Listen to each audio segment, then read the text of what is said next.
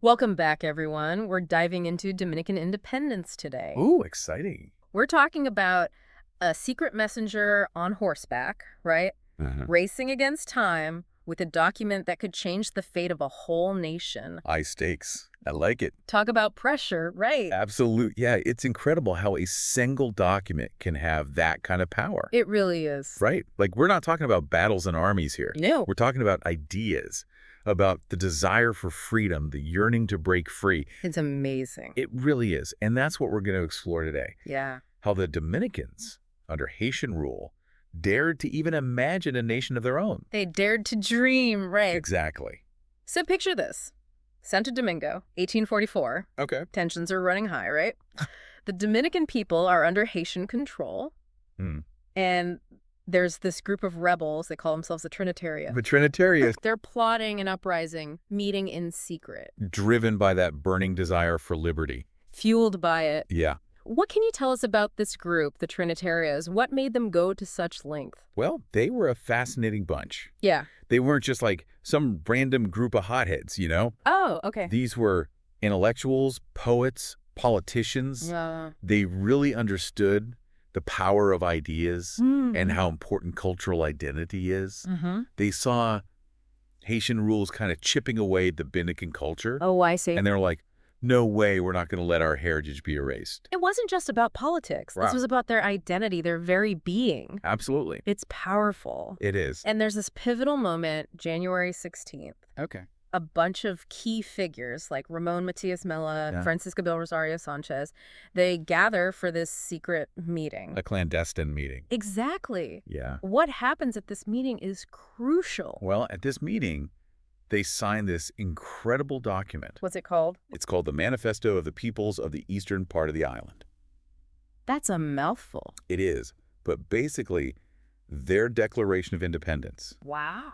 It outlines all their grievances against Haitian rule, Okay. and it lays out their vision for a free Dominican Republic. Like their own version of the Declaration of Independence. Exactly, a powerful statement that really kicked off a movement. So what did the manifesto actually say about Haitian rule? What made them say enough is enough? Well, it talks about years of hardship, Uh-huh. forced labor, Yeah. economic policies that were really hurting the Dominicans Wow. and suppressing their language and culture. Oh, wow. Imagine being forced to give up your language, Yeah. your traditions, your identity. That's what they were dealing with. Heartbreaking. It really puts their fight into perspective, doesn't it? It does, yeah. And to make things even more complicated, there was this group called the Francisados.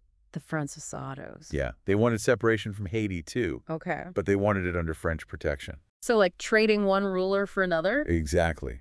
And the Trinitarios, they didn't want that. They wanted true independence. They wanted to be their own masters. So they're fighting on two fronts then? Basically, yeah. Wow. Against the Haitians and against just swapping rulers. That must have been so much pressure. Oh, absolutely. They had to be very careful. Yeah. Build support for their cause, but not get caught by either side. Like walking a tightrope. Totally. And then there are these secret missions to spread the manifesto. Oh, yeah. People risking their lives to carry this message of rebellion. It's like something out of a spy movie. It is. So much risk. Well, think about it. No internet back then, Right. no social media. Spreading information was a challenge. Had to be done face to face. Yeah, these covert operations were vital to rally support, unite people. A whisper campaign. That's it, a grassroots movement built on courage and determination.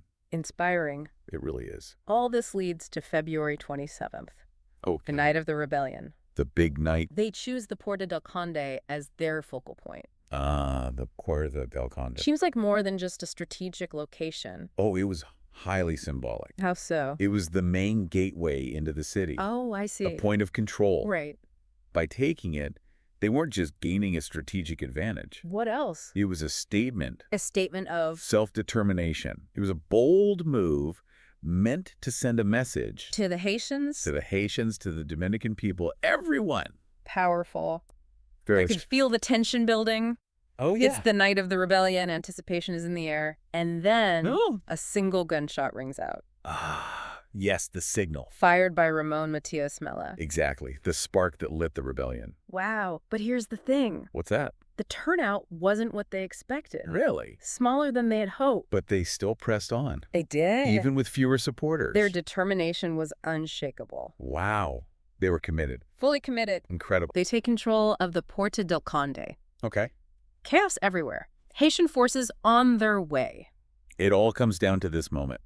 Everything hangs in the balance. That's what happens next. Talk about a cliffhanger, right? Right. It's the first Dominican flag flying high. But we know the Haitians weren't just going to say, okay, you win. No. That night, it was a symbolic victory, for sure. Symbolic, yeah. A real turning point. Mm-hmm. But it was just the beginning. Beginning of a long road. A long and bloody struggle for real independence. Yeah. The Haitians, they weren't going to just give up that part of the island. Right. Without a fight, I mean. And the Dominicans were ready to fight. Oh, they were ready to defend their freedom. So they declare independence. Yeah. And then immediately have to fight a war to make it stick. Basically, that's exactly what happened. Wow. The years that followed, I mean, yeah, filled with skirmishes, all these strategic moves. Really tested their resolve. Oh, yeah, big time. Remember that manifesto we talked about? Really put to the test. This was it. Put those ideals into action. Those early years must have been chaotic. Oh, they were incredibly chaotic. Building a new nation. Imagine it. While constantly under threat. Yeah, a nation born in chaos, constantly looking over their shoulder. Always on edge. Facing threats from everywhere. Yeah. Internal political divisions, military challenges. And of course, Haiti. Haiti looming over them. Wow. It was a period of intense uncertainty. How did they even hold on? Their unity was definitely tested. Yeah. But that desire for freedom, for self-determination, it was strong. Deeply rooted in them. They didn't have powerful allies. Not at first, no. But they had something else. They did. What was it? Leaders like Sanchez, like Mella. Those names keep coming up. They were crucial. What made them such good leaders at such a difficult time? Well, Sanchez, with his charisma, yeah, his powerful speeches, he was a symbol of resistance. The symbol, yeah. He had this way of rallying people, inspiring them. And Mella, he was a brilliant military strategist. Ah, okay. Key in organizing and leading their forces. So you've got inspiring leadership. Right. And tactical brilliance. A perfect combination. It's still up against Haiti. A formidable opponent. How did they manage to hold their own? It was a real David and Goliath situation. I love those stories. Outnumbered, outgunned. They had to rely on guerrilla tactics. Yeah. Their knowledge of the land. And sheer determination. Had to outsmart them? Outmaneuver them, absolutely. Any particular battles or moments from that time that really show us what they were made of? Oh, there's so many stories. Yeah. But one that stands out is the Battle of Azua. The Battle of Azua. March of 1844. Okay. A decisive victory. A turning point. A turning point in the war, yes. Okay, I'm all ears. Tell me about it. So, the Haitian army, okay, led by General Charles Herard. Okay. They're marching towards Santo Domingo. With the goal of crushing the rebellion, taking back control. Of course. The Dominicans, led by General Pedro Santana. They knew they had to make a stand. It was now or never. Now or never. Epic showdown. Where did it all go down? Near the town of Azua. Azua, okay. Strategically located. Oh, I see. Right on the Haitians' path to the capital. Smart? The Dominicans were outnumbered, though. Oh, but they knew the terrain. Used it to their advantage. Ambushes, hit-and-run tactics. Wore them down. Exactly. Exhausting the Haitian forces. Those guerrilla tactics paid off. They did. Any particular moment in the battle that shifted the tide. There's this moment. The Haitian troops are trying to cross a river. Dominicans are waiting. Oh. They unleash this barrage of gunfire. Wow. The Haitians are thrown into disarray. Chaos. Pure chaos. A desperate fight for survival. Yeah. But the Dominicans, they hold their ground. They held strong. They did. What was the outcome? Well, the Haitians, demoralized, suffering heavy losses. They're forced to retreat. A huge victory for the Dominican Republic. I bet. Strategically, symbolically, I mean, it showed the world they were a force to be reckoned with. They were serious. They were not messing around. What a victory. It was. A true testament to their courage, determination. All of it. Yeah, but we know. Yeah. The fight wasn't over. One battle won. But the war was far from over. So many obstacles still in their way. So many. What were some of the challenges they faced after this? What else was standing between them and lasting independence? One of the biggest.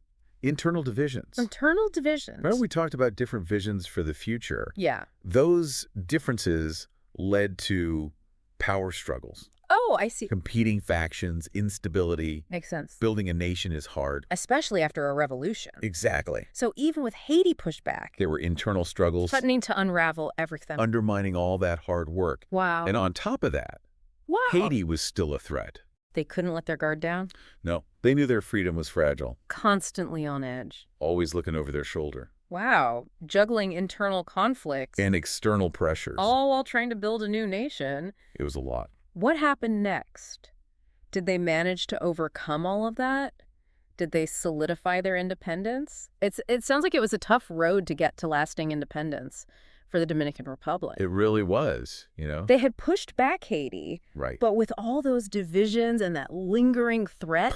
Couldn't have been easy. No, not at all. It's like they had overcome this massive external threat. Yeah. But then they had to face these internal challenges. That could tear them apart from the inside. Exactly. So what happened? Did they make it? Did they finally solidify their independence? Well, navigating those challenges proved to be just as difficult. As fighting Haiti. You could say that, yeah. Oh. You see, even though they all agreed on wanting independence, there were different ideas about what that independent Dominican Republic should actually look like. Ah, different visions for the future. Exactly, and that led to these power struggles, political maneuvering. Which made things... Unstable, very unstable for the young nation. Makes sense. It's one thing to unite against a common enemy. Right. It's totally different to actually govern, to build a nation from scratch. It is. It's a whole other ballgame. So who were the main players in this post-independence power struggle? Well, you had some really powerful figures like Pedro Santana. Santana. He was a military leader, kind of emerged from the war as a strong man. A strongman figure. Favored a more, how should I put it, authoritarian approach. Authoritarian, okay. And then you had Buenaventura Baez. Baez, okay. A skilled politician.